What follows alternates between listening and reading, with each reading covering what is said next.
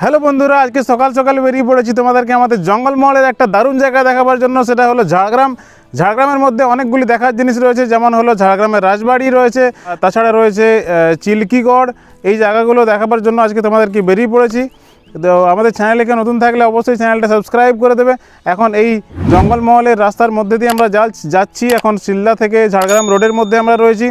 এই রাস্তার যে সৌন্দর্য, দুদিকে শাল জঙ্গল, মাঝে মেন রোড, দারুণ একটা সৌন্দর্য।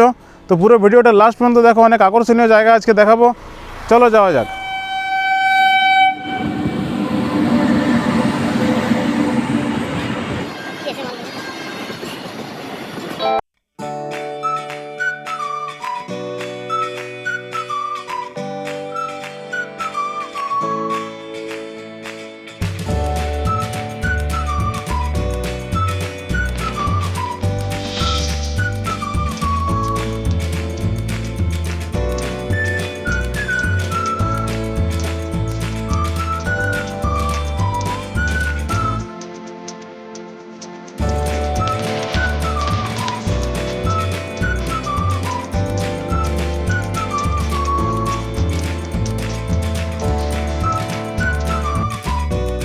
ঝাড়গ্রাম শহর থেকে ঝাড়গ্রাম খড়গপুর যে মেন রোড, সেই মেন রোডের মধ্যে একটি পেট্রোল পাম্প রয়েছে। ঝাড়গ্রাম শহর থেকে খড়গপুরের দিকে যেতে সেই পেট্রোল পাম্পটা পেরিয়েই ডান দিকে যে রাস্তা, সেই রাস্তা ধরে প্রায় 12 কিলোমিটার গেলেই পৌঁছে যাওয়া যাবে এই চিল্কিগড়, যেখানে রয়েছে এই কনক দুর্গার বিখ্যাত মন্দির।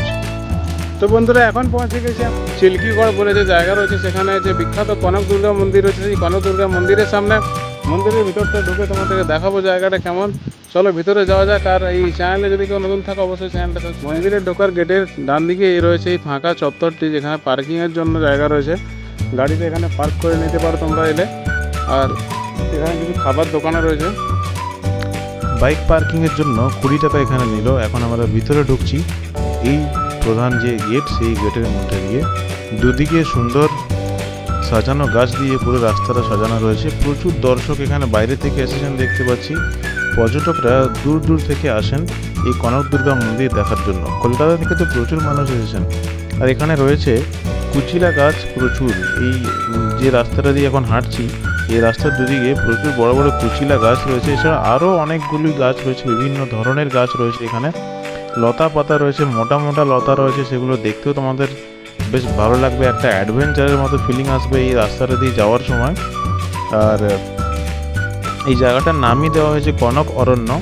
পুরো জায়গাটা কিন্তু জঙ্গলের মতোই হয়ে আছে এবং সেই জঙ্গলের মধ্যেই রয়েছে সেই মন্দিরটা।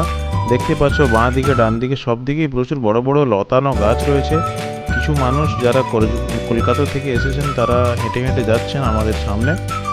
আর কিছু মানুষ অলরেডি মন্দিরে দর্শন করে তারা ফিরে আসছেন, সেটাও দেখতে পাচ্ছি।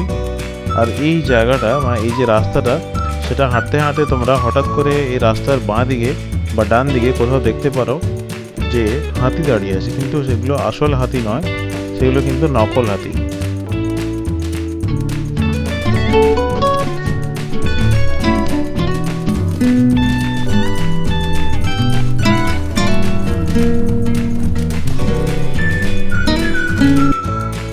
এই দেখো, এখানে জঙ্গলের মধ্যে রয়েছে কতগুলো নকল হাতি। হঠাৎ দেখলে মনে হবে দূর থেকে যে আসল হাতিগুলোই হয়তো জঙ্গলের মধ্য দিয়ে আসছে। পুরো হাতির একটা দল মনে হবে। এখানে 3টা হাতি রয়েছে। আর এর পাশ দিয়ে আমরা আবার এই রাস্তা ধরে কিছুটা এগিয়ে যাব, তাহলেই পৌঁছে যাব মন্দিরে। মন্দিরের পাশে আরেকটা জায়গাতেও এরকম নকল হাতি করা রয়েছে। বড় বড় দাঁতওয়ালা, একদম অরিজিনাল রঙের, খুব সুন্দরভাবে এটাকে তৈরি করা হয়েছে যাতে দেখে একদম আসল মনে হয়। হঠাৎ করে দেখলে কিন্তু অনেকে ভয়ও পেয়ে যেতে পারে। আমরাই প্রথমে দেখে একদম চমকে গিয়েছিলাম। আর দুদিকে এরকম নেটের ঘেরা দেওয়া রয়েছে। আর এই অংশটা থেকেই আমরা দেখতে পাচ্ছি যে মন্দিরের যে সামনের জায়গা, সেটা কীরকমভাবে বেশ বেড়া দেওয়া আছে আর সাজানো গোছানো রয়েছে। বাচ্চাদের জন্য একটা পার্কের মতন এখানে করা রয়েছে। বাচ্চারা বসে এখানে একটু খেলাধুলো করতে পারে, কিন্তু বড়দের জন্য এটা অ্যালাউড নয়। তো এখন আমরা পৌঁছে গেছি সেই ঝাড়গ্রামের অন্তর্গত চিল্কিগড়ে, যেখানে এই বিখ্যাত কনক দুর্গা মন্দির রয়েছে। ঢোকার পথে বাঁ দিকে দেখতে পেলাম লেখা রয়েছে নৌকা বিহার, কিন্তু এই মুহূর্তে সেটা চালু ছিল বলে মনে হলো না। এই ডান দিকে এই মুহূর্তে দেখতে পাচ্ছ তোমরা যারা, সেটা হচ্ছে এই চিলড্রেন্স পার্ক, বাচ্চাদের জন্য খেলাধুলার একটা জায়গা। কিন্তু এখানে এজ লিমিট লেখা রয়েছে যে বড়দের জন্য নয়, শুধুমাত্র মানে কম বয়সী শিশুদের জন্য। তো এই জায়গাটার থেকে আমরা আরেকটু এগিয়ে গেলে পৌঁছে যাবো সেই মন্দিরের জাস্ট সামনে। কিন্তু এখানে মেন যেটা জিনিস সেটা হচ্ছে এইগুলো।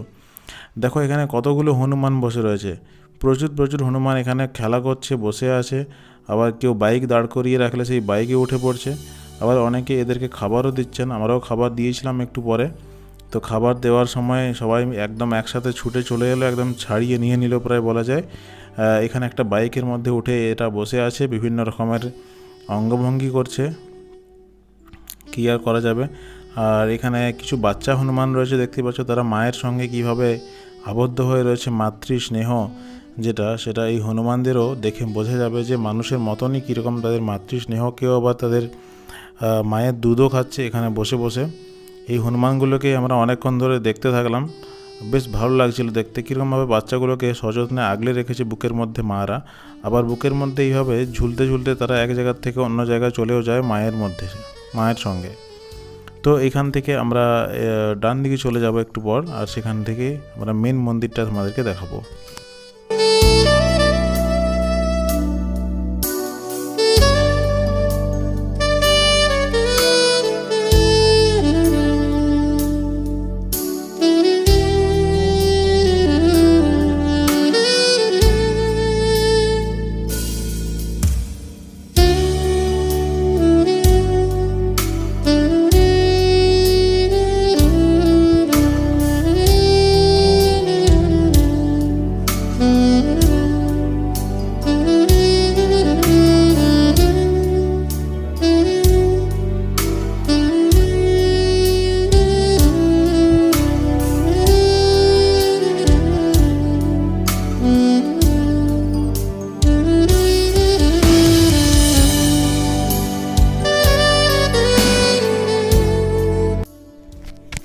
এই হনুমানগুলোর সঙ্গে খেলতে বা এদেরকে আদর করতে খুবই ভালো লাগছিল।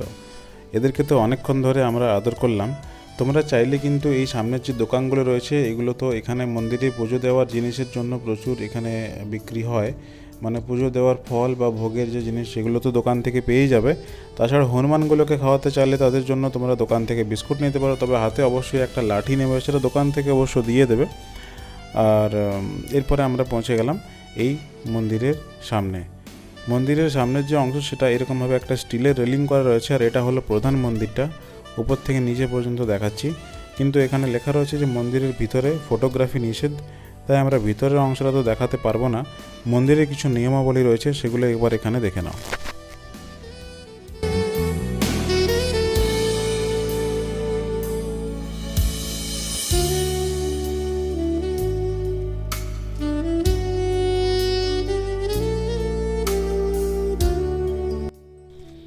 পুরো মন্দিরের যে এরিয়া সেটা কিন্তু সুবিশাল এবং বেশ সাজানো গোছানো, প্লাস্টিক এবং থার্মোকল ব্যবহার নিষিদ্ধ, তাই খুবই ভালো লাগলো।